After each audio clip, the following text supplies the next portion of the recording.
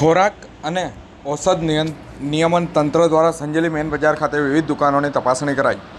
આ તારીખ 25/4/2025 શુક્રવારના રોજ સાંજે 6 કલાકે દાહોદ જિલ્લાના ખોરાક અને ઔષધ નિયમન તંત્ર દ્વારા ડિગ્રેટેડ ઓફિસર વીડી રાણાના માર્ગદર્શન હેઠળ જિલ્લા food safety officer AP Kharadi અને પીએચ સોલંકીની ટીમ દ્વારા ઉનાળાની સિઝનને ધ્યાનમાં રાખી સંજેલી નગરમાં આવેલા કેરીના રસની લારીઓ, તંબુઓ, દુકાનો, પકોડીની લારીઓ, લસ્સી, બદામ શેક વેચતા ટેમ્પાઓની ફૂડ સેફ્ટી એક્ટ જોગવાઈ મુજબ તપાસ કરવામાં આવી હતી। આ તપાસમાં ફૂડ સેફ્ટી વાનનો પણ ઉપયોગ કરવામાં આવ્યો હતો, જેમાં કુલ 11 કેરીની રસની વેચાણ કરતા દુકાનોમાં તપાસ કરવામાં આવી હતી અને 11 જેટલા કેરીના રસના નમૂના લઈ અને લેબોરેટરીમાં મોકલી આપવામાં આવ્યા હતા।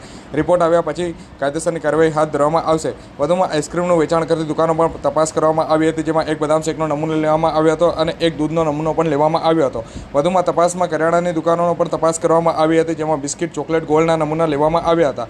આ તપાસમાં 2 પકોડીની લારીઓ પર પકોડીનું પાણી આશરે 7 લીટર જેટલું સ્થળ પર નાશ કરવામાં આવેલ હતું, જેમાં તપાસ દરમિયાન કુલ 11 કેરીના રસ, 1 બદામ શેક, 1 દૂધ, 1 બિસ્કિટ, 1 ચોકલેટ, 2 ગોળ, આમ કુલ 17 જેટલા નમૂના લેબોરેટરીમાં તપાસ અર્થે મોકલી આપવામાં આવ્યા છે।